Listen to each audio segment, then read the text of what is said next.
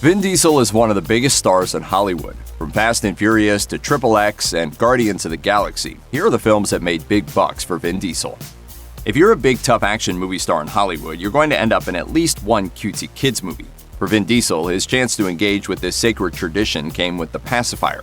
A 2005 kids movie from Disney, The Pacifier has now largely been forgotten by general pop culture, but at the time of its release, it was a juggernaut moneymaker for the Mouse House. Opening in March 2005, The Pacifier proved to be one of Diesel's bigger projects as he tried to make a name for himself beyond Dominic Toretto, Xander Cage, and Riddick. Released right around spring break, the film proved to be a go-to option for families looking to get out of the house and watch Diesel try to wrangle a group of mischievous kids. Filling that sort of need in the marketplace helped The Pacifier eventually score a lifetime $198 million worldwide gross, which was more than 3 times its $56 million budget. Though this film provided Diesel's first time operating in the world of family comedies, the reliable formula of action stars flabbergasted by precocious youngsters had struck gold again. The Fast and the Furious was not meant to be a blockbuster. It was a classic case of counter-programming. A smaller crime thriller carrying a budget of $38 million and no movie stars, meant to play opposite big summer 2001 heavyweights like Angelina Jolie's first Tomb Raider movie. But then a funny thing happened on the way to the movie theater. Audiences turned out for The Fast and the Furious in droves. Ask any racer, any real racer. It don't matter if you win by an inch or a mile. Winning's winning. Shattering all expectations, Furious revved up its engine to the eventual tune of $206.4 million worldwide. In a summer populated by big-budget projects starring predominantly white lead characters, The Fast and the Furious and its diverse cast of street racers allowed moviegoers of color the rare chance to see people like themselves on the big screen in a piece of escapist entertainment. In the end, this modest-minded action flick that got its title from a forgotten 50s Roger Corman film would end up spawning a cottage industry of spin-offs, rip-offs, and sequels that continue to this day. Back in the early 2000s, extreme sports were edgy and cool, and so was Vin Diesel. On paper, putting them together was a foolproof way to make some easy cash at the box office. As it turned out, financial reality exceeded expectations. XXX hit theaters just a year after The Fast and the Furious had turned Diesel into a box office force, reimagining him as James Bond for the X Games generation. Grossing $267.2 million worldwide, XXX owed a lot of its success to being Diesel's first star vehicle right after Furious had taken pop culture by storm. Marketing that emphasized the spectacle of Diesel engaging in all kinds of ridiculous extreme sports stunts also proved effective in luring in moviegoers. The box office gross of Diesel's extreme adventure helped give birth to a new franchise Diesel famously abandoned for its second installment, only to return triumphantly for its third. Early 2000s culture got smashed into one movie with XXX, and the resulting box office was as extreme as any gnarly skateboarding trick. After 15 years, Extreme Diesel was back with 2017's Return of Xander Cage. Sure, he had technically died off-screen in XXX State of the Union, but would death really stop an actor like Vin Diesel? In many ways, Diesel's homecoming didn't mean much to domestic audiences. The film opened to just $20 million stateside, above the debuts of fellow post-2010 Diesel vehicles like Riddick and The Last Witch Hunter, but not great for a movie that cost $85 million to make. Where The Return of Xander Cage truly thrived was overseas, where the film ended up making $301.4 million. Thanks to those lucrative international territories, Xander Cage had managed to produce another profitable adventure as well as the biggest entry worldwide in the XXX franchise so far. It had taken quite some time for the character to return, but Diesel proved here that there was still plenty of appeal in the Xander Cage character.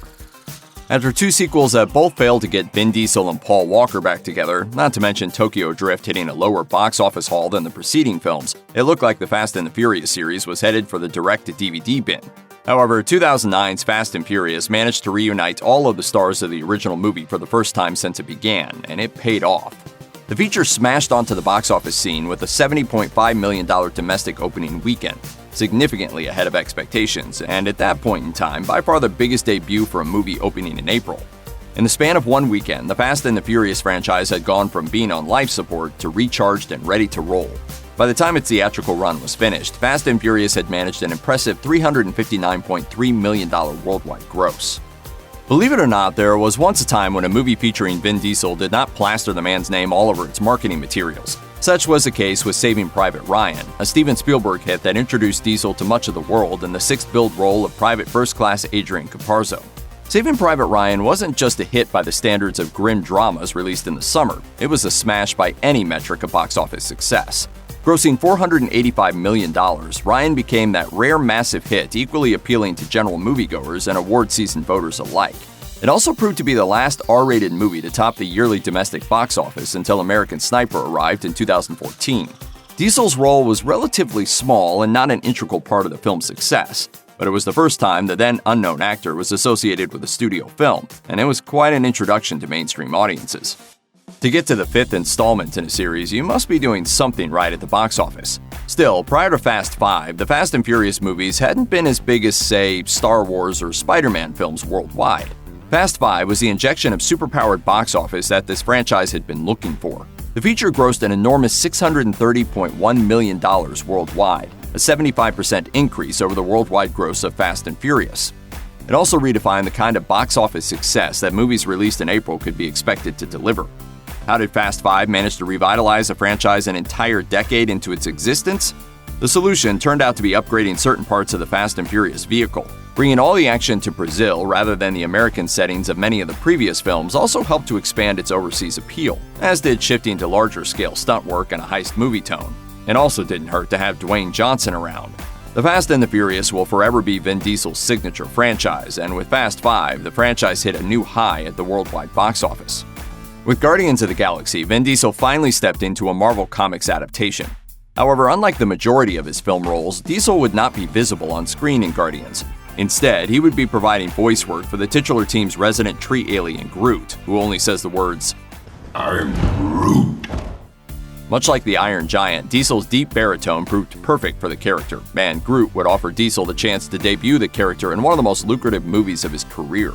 Hitting movie theaters at the start of August 2014, Guardians of the Galaxy annihilated all expectations with a gargantuan $333.7 million domestic gross and a worldwide sum of $770.8 million. These unknown galactic superheroes turned into household names overnight, and the voice work of Diesel was a key reason why Groot has become so beloved by the general public. Much as he did with his Fast and Furious movies, Diesel saw the value of appearing in a larger ensemble cast rather than just embracing a one-man show just for himself. By appearing alongside various other cosmic Marvel weirdos, Diesel secured one of his highest-grossing movies ever. With Fast and Furious 6, the Furious franchise wasn't just going to London, it was also returning to the summertime, a domain where the first 3 entries premiered. After years of spring openings, the franchise would be taking on blockbuster titans, and a question lingered. Would it be able to continue its box office momentum? Turns out there was no need to be concerned. Even while opening in a month that included Iron Man 3 and Star Trek Into Darkness, Fast and Furious 6 proved a massive force to be reckoned with at the box office. Grossing $789.3 million worldwide, the flick more than doubled the worldwide gross of Fast and Furious from just 4 years prior. Rather than harming the series, Fast and Furious 6 thrived into a summertime home. As a result, Vin Diesel's box office notoriety also flourished, with this movie becoming his first feature to ever crack $700 million worldwide. In the summer of 2014, the Guardians of the Galaxy entered the box office as unknowns, a bunch of D-list comic book characters whose ability to pull in moviegoers was in question. One smash sleeper hit later, Guardians of the Galaxy Volume 2 entered the summer of 2017 marketplace as a returning hero. Now, everyone knew who Star-Lord and Groot were, and D-list comic book fixtures had become A-list movie stars. Grossing $869.1 million worldwide, Volume 2 improved on its predecessor's worldwide box office gross and cemented that these characters were no one-movie flukes, even with the new version of Groot on the team. The adorable baby Groot, still voiced by Diesel, was everywhere on toys, posters, and TV spots for Guardians of the Galaxy Volume 2. Capturing the hearts of moviegoers before the movie even opened, Diesel's baby Groot helped to promise moviegoers that they wouldn't just be getting the first Guardians again with this new sequel. It's no wonder then that Guardians of the Galaxy Volume 2 scored so much success at the box office that it became Diesel's biggest non-Fast and Furious movie of all time. With the 2017 entry The Fate of the Furious, a Furious movie made less than its predecessor for the first time since Tokyo Drift in 2006. Although not an ideal turn of events, it was inevitable given that this film was following up on Furious 7, which had taken the franchise to new astronomical box office heights.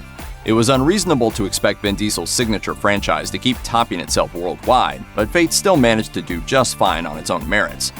Grossing $1.2 billion worldwide, The Fate of the Furious was the second biggest entry in the franchise by a massive margin. Though Diesel's Furious movies were no longer consistently one-upping each other in terms of box office hauls, Fate showed that this series could still easily shift things into high gear and deliver impressive box office numbers. Though it was the 7th entry in the Furious saga, Furious 7 was far from a routine movie in the franchise. For one thing, this was the first entry in the series since Too Fast, Too Furious to not be directed by Justin Lin, with James Wan instead sitting in the director's chair. Even more notably, though, this would be the last Furious title to feature Paul Walker's Brian O'Connor. After Walker's tragic death in a car accident in November 2013, the film was reworked to become a tribute to his memory. The headlines of this being Walker's final movie lingered over the film's release, and Furious 7 showed fans were eager to see him one last time. The film far exceeded the normal box office for a Furious movie in numerous countries around the world, and when the dust had settled, the film had more than doubled the worldwide gross of Fast and Furious 6 to score $1.563 billion worldwide. Vin Diesel's highest worldwide grossing movie ever went far beyond anyone's expectations, allowing the leading man to pay tribute one last time to a friend and co-star who had helped define his exceptional career. It's never goodbye. Check out one of our newest videos right here. Plus, even more Looper videos about your favorite movie stars are coming soon. Subscribe to our YouTube channel and hit the bell so you don't miss a single one.